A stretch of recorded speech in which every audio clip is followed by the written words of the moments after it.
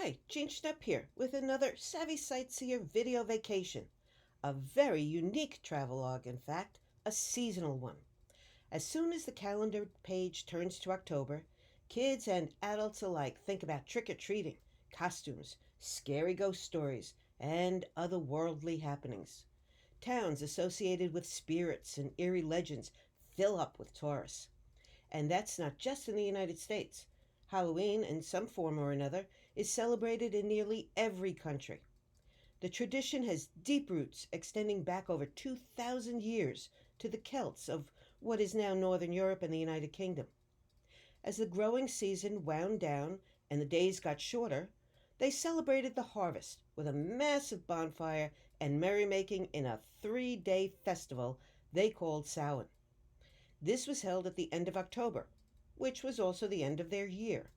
In the pagan tradition, a new year started on November 1st. Coincidentally, October 31st, or thereabouts, was when they believed the boundary between the worlds of the living and the dead became somewhat porous, and ghosts of those who had passed on were able to return to Earth. To avoid being recognized by them, people would wear masks when they left their homes after dark, hoping the ghosts would mistake them for fellow spirits. To appease and deter the briefly undead from doing mischief to the living, people would also place bowls of food outside their homes during this time. A typical practice of Christian leaders weaning pagans from their rituals was to supplant them with their own religious beliefs. So, in the 8th century, November 1st was designated as a time to honor all saints, also called Hallows or holy people. Like Christmas Eve, All Hallows Eve became a day to celebrate in anticipation of the very holy and much more somber All Saints' Day. Later, November 2nd became All Souls' Day, a day to honor the dead, neatly wrapping together the 3-day pagan event and Christian rituals, and eventually morphing into the Halloween we know today, with costumed kids going door to door, looking for treats to avoid tricks. Some still believe the door between the living and the dead is more likely to be a little ajar during this time. Hence the increased focus on all things supernatural, and what brings us to this look at some of the inexplicable and more persistent legends and tales. Although there don't appear to be any police records to back up some of the reported accidents, slayings, shootings, etc., the stories endure, and for some people are unshakable facts. Other tales definitely have some factual basis, at least a kernel of truth to them, on which some outrageous claims have been built. What is interesting to me is that quite often small aspects of a given story change. For example, in one case, the key figure could be male, but in another telling, it's said to be a female. The person could be old or young. But the events of the story itself are remarkably unchanged. Are the accounts I'll share with you now all true? Partially factual? Completely fanciful? Well, to borrow from the group The Moody Blues, it's up to you to decide which is right and which is an illusion. A good place to start our look at haunting tales is with the granddaddy of them all, Washington Irving's short story, The Legend of Sleepy Hollow. According to the New York Public Library System, it is the first distinctly American ghost story centered around the holiday, although Irving never mentions Halloween, but rather talks of a fine autumnal day. Set in post-revolutionary days, it is nonetheless the ideal representation of all that's associated with Halloween. It's dark, spooky, and there's undead things. Its popularity is enormous. Legend has never been out of print since it was first published in 1820. It's been reimagined and reprinted in virtually every type of media: books, comic books, animated cartoons, movies, and television shows. At essence, it is the tale of poor Ichabod Crane, a homely teacher in love with the riches he imagines he'd have by marrying Katrina Van Tassel, an out of unbreeched daughter of a wealthy farmer. The setting itself, in the Dutch community of Sleepy Hollow in New York's Hudson Valley region, is characterized as having witching influences in the air. Abraham, or Brom Van Brunt, is Crane's jealous rival, a local brash bully, but socially more on a par with Katrina. At a dinner party at her house, entertainment includes telling ghost stories. As he makes his way home through the dark on a beleaguered old horse, these tales prey on Ichabod's mind, who was already prone to skittishness. He grows increasingly unsettled, nearing the town graveyard and an eerie tree with nefarious associations, when he is startled by a charging great black stallion with a headless rider. In his fear and haste to outrun the terrifying specter, Ichabod's saddle comes undone, and he tries futilely to stay on his mount, only to lose the battle when the ogre hurtles what Ichabod believes is his dismembered head at him. The ill-fated Ichabod falls to the ground. The next day, the horse is found nibbling grass by his home, but Ichabod is never seen again. Only his broken saddle, hat, and, inexplicably, a shattered pumpkin are found on the trail. But residents claim to hear his distinctive singing of psalms near where the schoolhouse had once stood. Where could Irving have come up with such an idea? Well, lots of places. Could have been from folklore he heard traveling through Europe, or an inspiration from his Scottish friend and poet Sir Walter Scott, who had written The Chase in 1796, a takeoff of a German poem, The Wild Huntsman. Or perhaps he got it from real-life events. It is generally believed all three are involved, and that Irving started with a European horror story and turned it into an American original. The legend is full of local historic landmarks and ghostly area legends, as well as real events in the region. According to the New York Historical Society, Irving's antagonist was likely inspired by an actual Hessian soldier who was decapitated by a cannonball during the Battle of White Plains around Halloween in 1776. A local asserts the real-life Van Tassel family took compassion on the soldier who had spared their infant baby, and so they gave him a Christian farewell by laying him to rest in the burial ground of the old Dutch church, which was built in 1685. Irving evidently borrowed his character Katrina's name from Eleanor Van Tassel, who is also buried at the old Dutch church. Rumors persist that the Hessian continues to rise from his unmarked grave, often at night, to search for his missing head. And what about the eerie tree which featured in several of the ghost stories told during the party? Ichabod describes it as a giant with limbs that are gnarled and fantastic, having tales of strange sights and doleful lamentations told about it. As he approaches it that fateful night, he hears a groan and thinks he sees something white hanging in it. Well, the huge tulip tree Irving described was real, and it was dubbed Major Andre's tree, after a British spy who had been captured near it, and later hanged for treason during the Revolutionary War. But whether the major groans at passers-by in the night, well, that's up for debate, because even for a ghost, you can imagine it would be hard to be in two places at once, especially when those are about 25 miles apart, as the spirit flies. For you see, Major John Andre has also been sighted wandering around Oyster Bay, Long Island.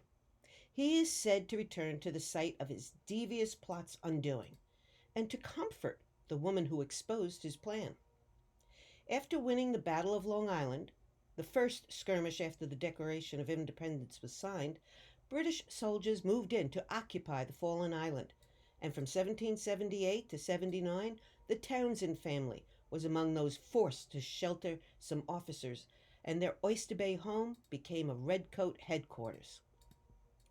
Lieutenant Colonel John Graves Simcoe, in charge of the group stationed at the Townsend homestead, commandeered this room for himself. Major John Andre British officer and intelligence chief with a winning personality, was frequently at the house. Both Simcoe and Andre reportedly took a shine to Sarah Townsend, 17 at the time. Simcoe is credited with penning the country's first Valentine letter to the young beauty, nicknamed Sally. This, while mind you, he had a fiancée back in England. I'm not sure which is scarier, the idea of ghosts haunting the house, or that the guy in charge of the British forces on Long Island was so sappy he signed the note with hearts. Anyway, everyone can agree on the Britishers' plot. Andre was in cahoots with Benedict Arnold in a scheme to turn over revolutionary-held West Point military fortress to the British for a bounty. What is not so clear is exactly how the plot unraveled. The most popular story is that Sally overheard Andre detailing the plan and told her family, who were staunch patriots and members of the famed Culper spy ring. They then passed the news on to the revolutionaries. Another story has it that it was one of the household slaves who heard the conspirators. And yet another is that Sally came across a note passing between Andre and another soldier outlining the plan.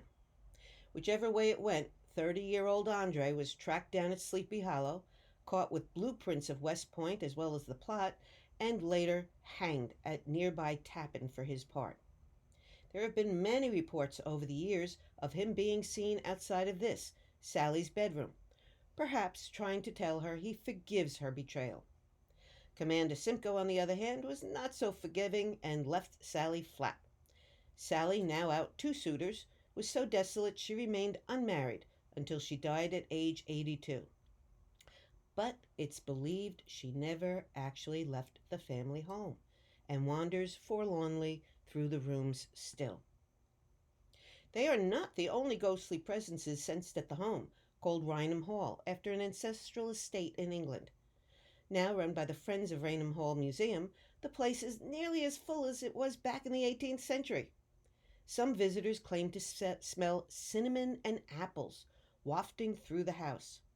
But nothing's cooking in the kitchen, and items have reportedly taken to wandering from one room to another overnight. Just a few of the inexplicable goings-on in Oyster Bay. Along with Sleepy Hollow, another village sees tourism tick up around Halloween for other ghoulish reasons. In fact, several travel market reports put Sleepy Hollow in the very top place of chief Halloween tourist drawers. The number 2 spot? Well, given that Halloween is tied to witches and witchcraft, the other place that gets a lot of attention in October is Salem, Massachusetts. As the scene of infamous witch trials that started March 1st, 1692, and as the setting for American playwright Arthur Miller's The Crucible, well, there's just no place witchier. Ironic, given the town's name derives from the Hebrew word shalom, for peace.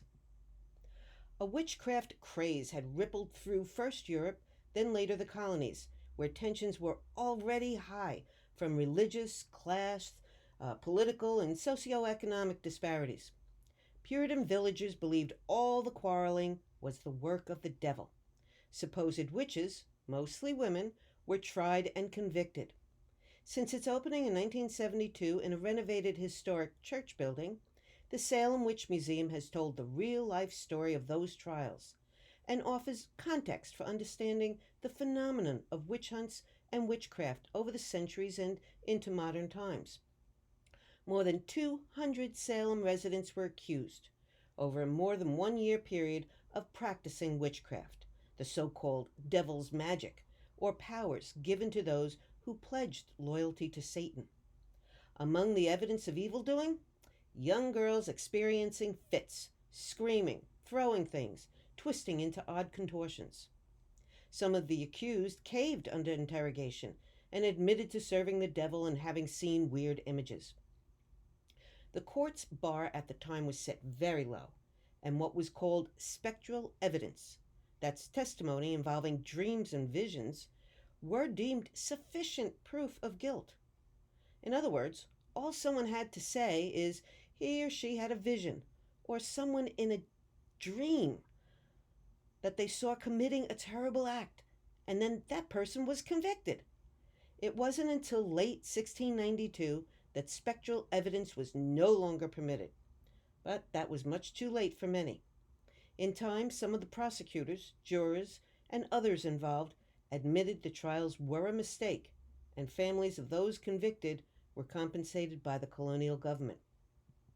Of the 20 people executed during the Salem witch trials, only 6 were men. George Burroughs here was the only minister executed for witchcraft, even though he had moved to Maine in 1690, well before the trials really got going. Officials were so determined, they made the long trip and dragged him back to Salem. It was contended he had been recruited by the devil so he could use his influence to convince his parishioners to become witches.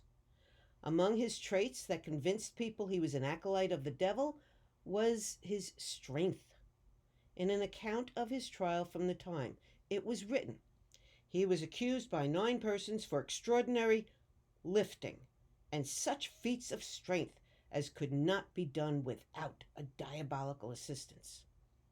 They were pretty certain of this, especially since he was in a, quote, profession that required many quiet hours dedicated to studying the Bible. Well, he is best known for reciting the Lord's Prayer during his execution on August 19, 1692, something it was believed a witch could never do. That he could, though, triggered among some a questioning of the trial's legitimacy, and was instrumental in eventually ending them, but not soon enough to save another Salem man from a gruesome end. Giles Corey was a rich, elderly farmer from England. He had seen enough of the witch court proceedings to know he didn't trust that he'd receive a fair trial when he was accused of sorcery. He stood mute, refusing to speak, and without a plea the trial couldn't start. But girls accused him of torturing them, and their emotional cries and groans of pain further convinced judges that Corey was guilty, and he was sentenced to the gruesome method of pressing to get an admission out of him. As he lay on the ground, a board was placed on him and piled with rocks. As the stack grew, the sheriff demanded he plead guilty. However, Corey simply responded, "More weight." It took 3 days for him to finally succumb to his death. Corey was buried in an unmarked grave here in what is now called the Howard Street Cemetery, near the site of his execution. Since his death, there have been rumors that his spirit haunts the cemetery, seeking retribution for his killing. His ghostly legacy also extends beyond the confines of the cemetery. It is said that while he was being executed, he placed a curse on Salem.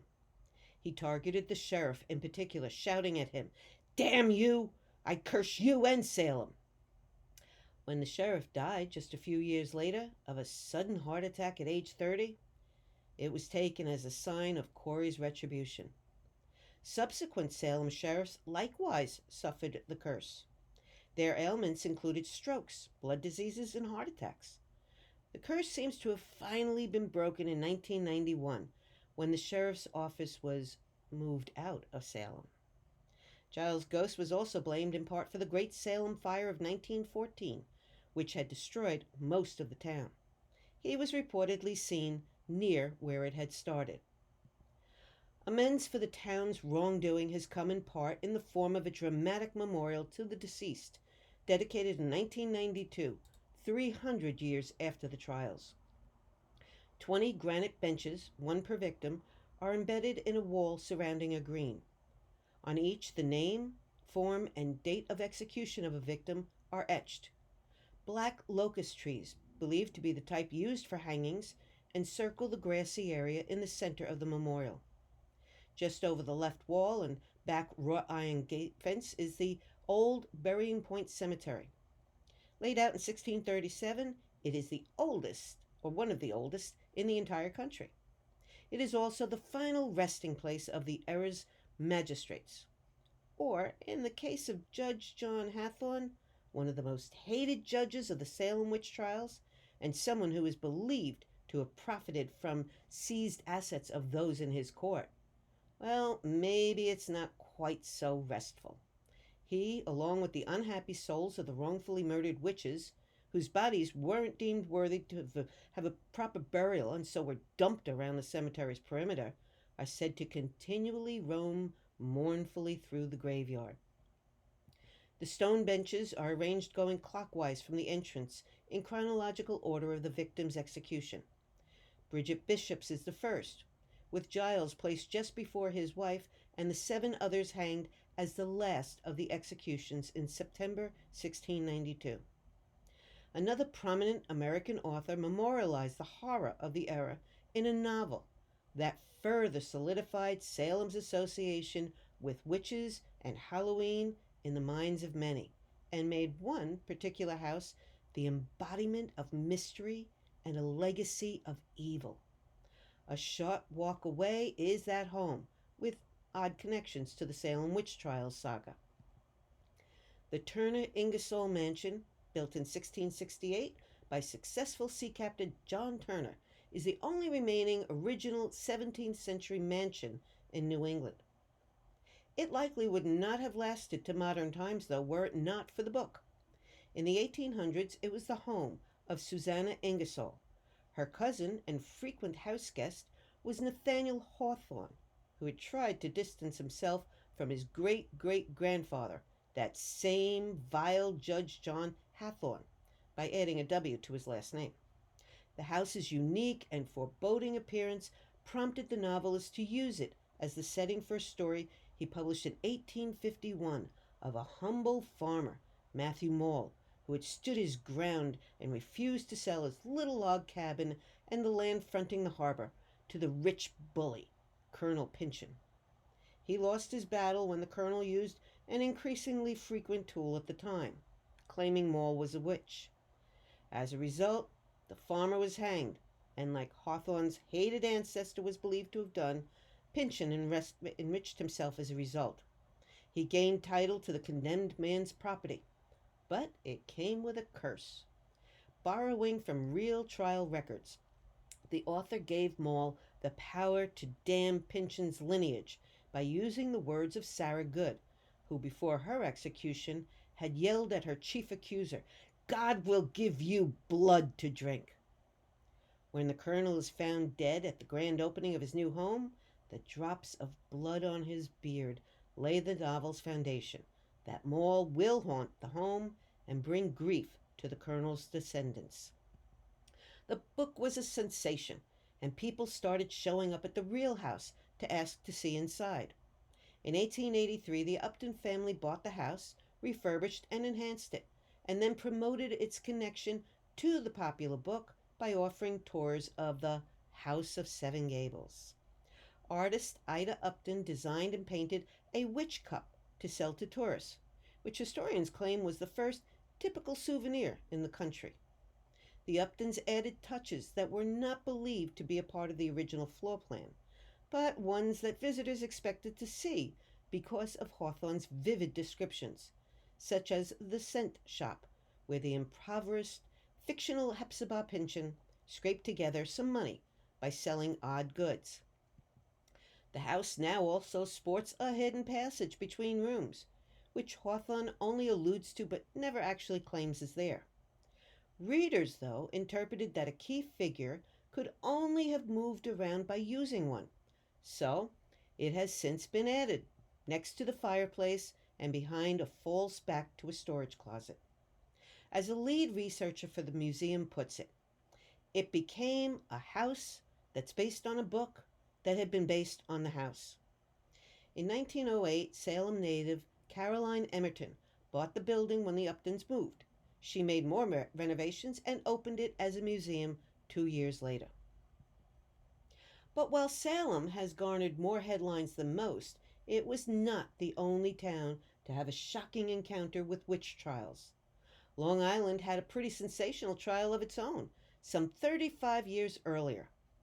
Lyon Gardner is a well-known name in Suffolk County. In 1639, he founded the first English settlement in New York when he purchased land from local Indians that today is known as Gardner's Island. It's between the east end tips of Long Island. One of the farmers who had worked Gardner's land, Joshua Garlick, lived across the bay in an early settlement ultimately called East Hampton. At the time, the community, established in 1648 by New England settlers, was small. Joshua and his wife Elizabeth were one of only 34 families whose homes lined the main two streets. According to reports from the time, it was not a very harmonious community. Quote, discontented people in East Hampton who had come to this isolated extension of New England culture looking for a fresh start turned on each other. Mrs., or by their term Goody Garlick, was one resident generally considered the town's most deeply disliked. She was referred to as a mean, nasty gossip who got through her day by talking about people behind their backs. So when her neighbor, Elizabeth Gardner Howell, Lyon Gardner's married daughter, claimed Goody was a witch and then soon after died, the townspeople were all too happy to descend on Garlick. The drama started in early February 1657, when Mrs. Howell, only 16 at the time, fell ill. She rapidly devolved into a fever and delirium and started swatting the air and screaming, "A witch! A witch! Now you are come to torture me because I spoke 2 or 3 words against you." When her mother came to help, her daughter told her Goody Garlick was in the room, and a black thing was at the foot of the bed. "Mother," she wailed, "I am bewitched." She accused Goody of pricking her with pins, and women attending to her said a metal pin then fell out of her mouth. In short order, Goody was arrested and put on trial for her life. The small community at the time had not yet been annexed to the New York colony, and so was still under the Connecticut colony's jurisdiction, where witchcraft was officially a capital crime. 3 local justices oversaw initial trial proceedings, calling up to 13 witnesses who told tales of horror and terror.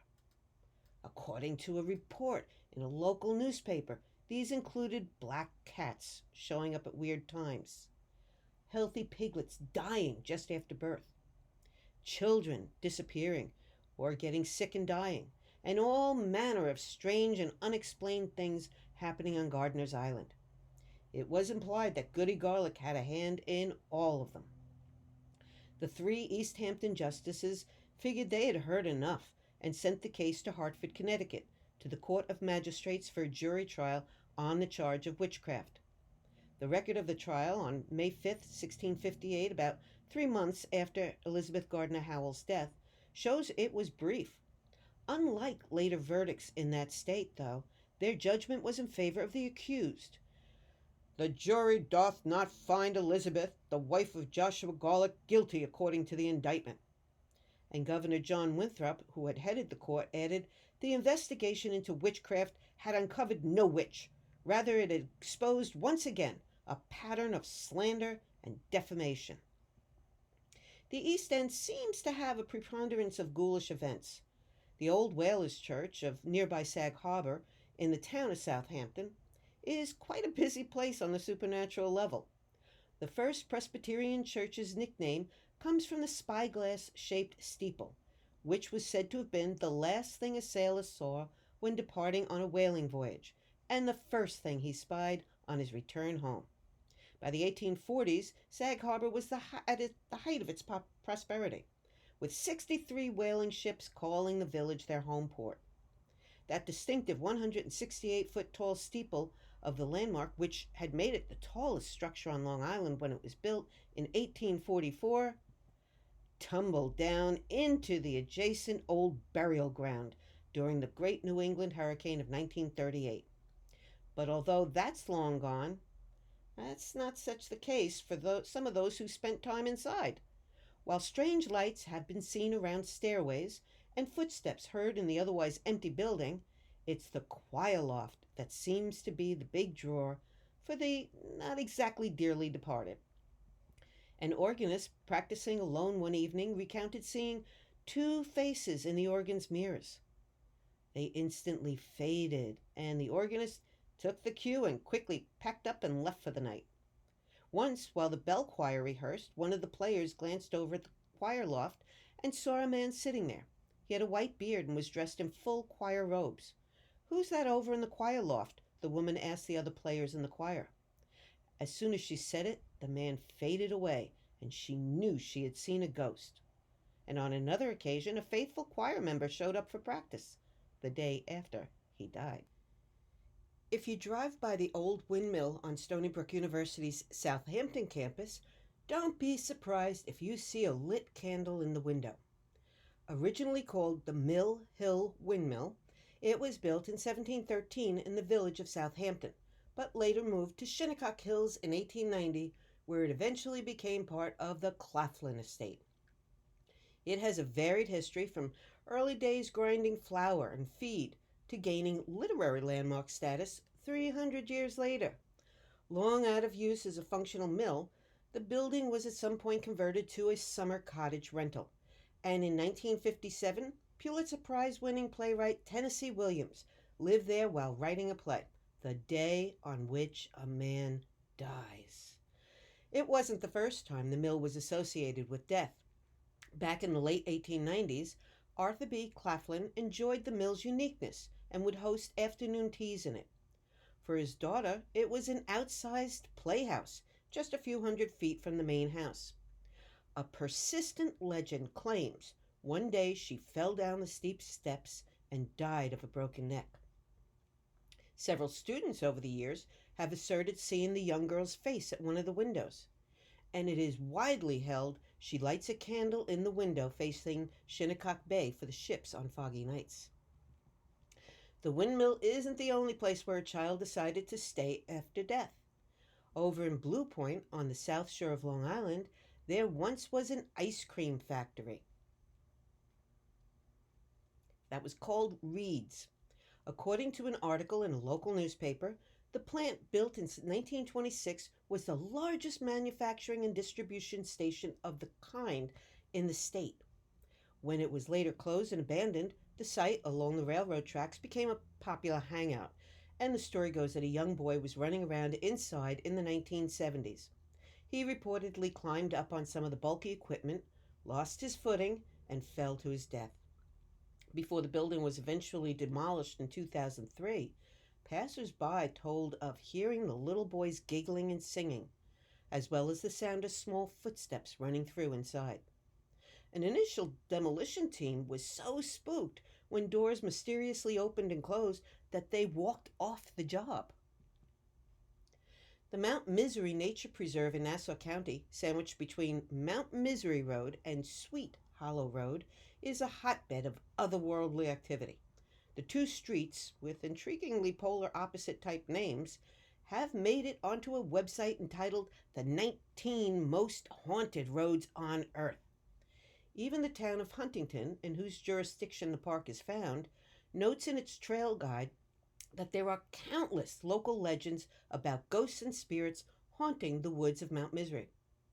It adds that some of these tales date back to Native Americans and the first settlers, and include stories and visions that detail fantastic creatures and strange lights in the skies over these woods. When I was in high school, there was always at least one group of teens itching to get out to Mount Misery on Halloween night. The most famous tale, according to the town, is that of Hatchet Mary, a young woman who is said to have murdered her family with a hatchet and then to have taken her own life. According to the legend, following the gruesome murders, her house sank into the ground, leaving nothing but the chimney. Hatchet Mary's ghost is said to still haunt these woods today. She evidently has lots of company.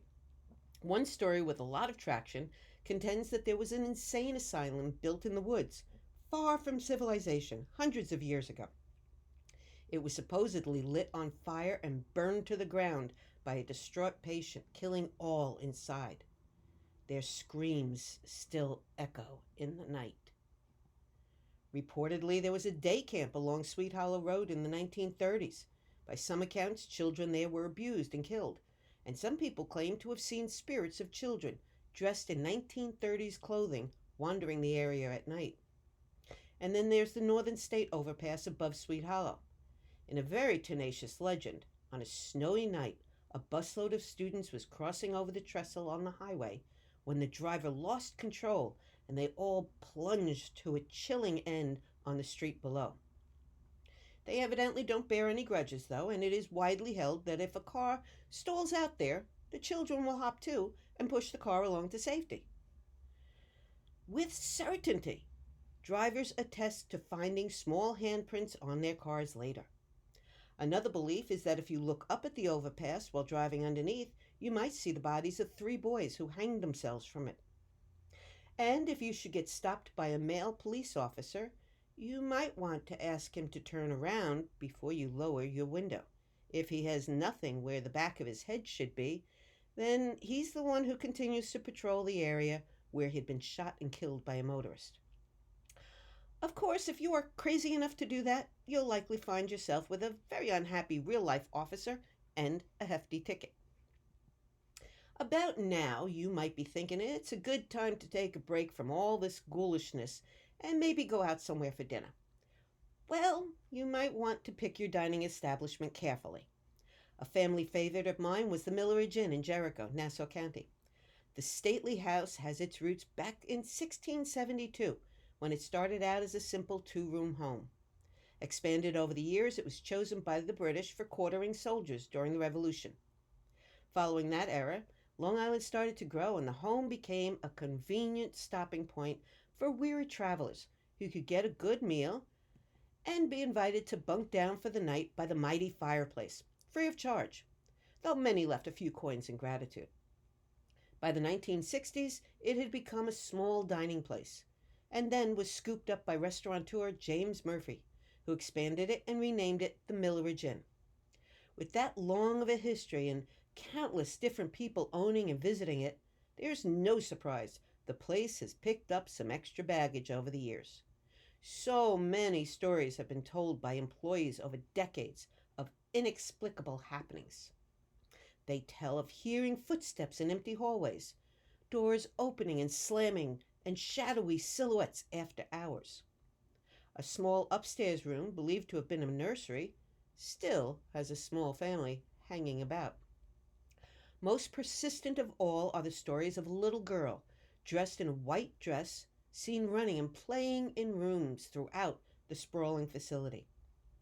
There's also either a man or a woman, or perhaps both, that seem to enjoy sitting and looking out the grand bay window in the main dining room before fading from view. In a 1980s television ad, the restaurant included the tagline, "And maybe, if you're lucky, you'll rub elbows with a few friendly spirits."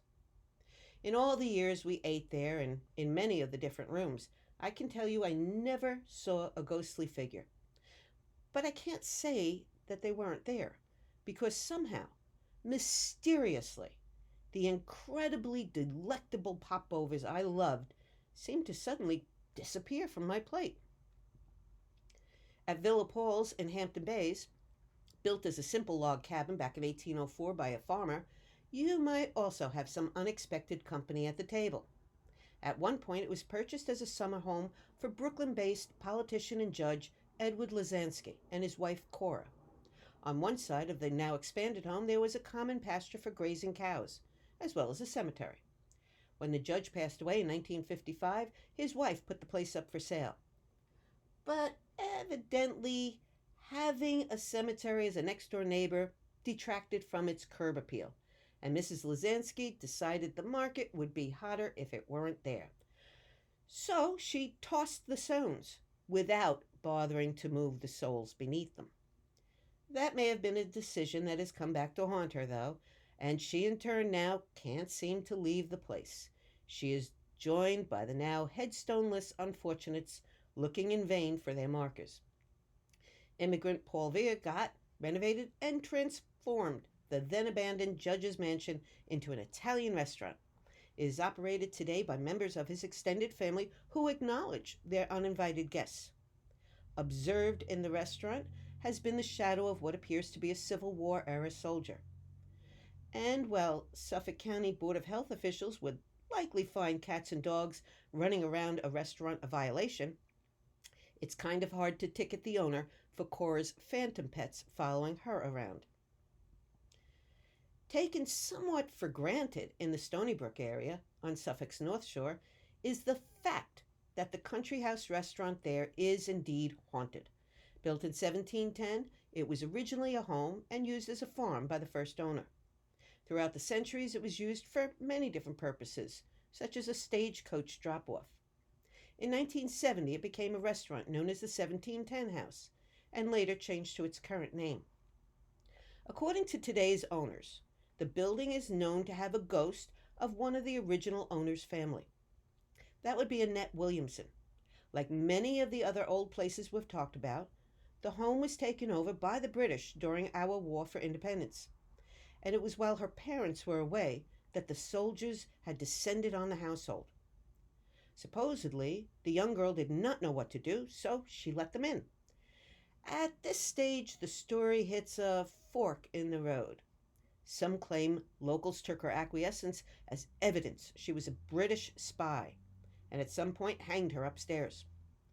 Others claim it was the British who violently hanged her in her own bedroom. Her spirit seems to be extremely active and has been seen throughout the house, sometimes enjoying music, or crying, or engaging in a little mischief with light bulbs and small objects. The restaurant offers proof of sorts, photos containing unexplained images of a woman in a mirror or despondently reflected looking out a window. Long Island's ghosts seem to like the coziness of restaurants. At Katie's Pub in Smithtown, it is Charlie, who still tends to the bar, years after his death. His presence has been witnessed by glasses suddenly falling and crashing. The Old Normandy Inn in Bohemia had a repeat guest regularly, a woman who had been killed there. In Kings Park, the abandoned psychiatric center is commonly believed to be haunted, but it is a nearby bar, Shanahan's, that is said to have a female spirit who wanders around until someone gets too close, then she vanishes. And in Oyster Bay, it is the Harbor Mist, now a restaurant and B&B. In the mid-1800s, the tavern and inn also functioned as a brothel, where women connected with traveling whalers who were docked in the harbor. A local man is said to have stopped by the inn for a drink before going home, after his whaler was tied up, only to find his wife was one of the women working out of the upstairs rooms. Incensed, he shot her and her customer, who have both been seen and heard around the place since. Not all ghosts rise up just to hang around. For some, it is in search of love. Meet Native American Princess Tuscawanta of the Algonquin tribe, who stands nobly on the north shore of Lake Ronkonkoma in Suffolk County. Her gruesome tale persists to this day. She is the Lady of the Lake, who periodically claims a lover in her loneliness. Hundreds of drownings at the lake, Long Island's largest and deepest, have been blamed on the sad princess. Legend has it her father had forbidden her to marry her white lover. According to one version, for 7 long years, she used the lake as a conduit to pass messages via a so far undiscovered underground stream to her man living miles away on the shores of the Connecticut River. When she could not take the separation any longer, she set out in a canoe on the lake and disappeared. She was found dead, her body floating down the Connecticut River the following day. I like to end all of my programs with the words of Dr. Seuss. Sometimes you don't appreciate the moment until it becomes a memory. And I like to add to that to always remember to celebrate the moments and treasure the memories. I hope the tales have gotten you into the spirit of the season. If you find you have any questions about the program, email me or use the contact page on my website, which is also where you can visit any of my European destinations.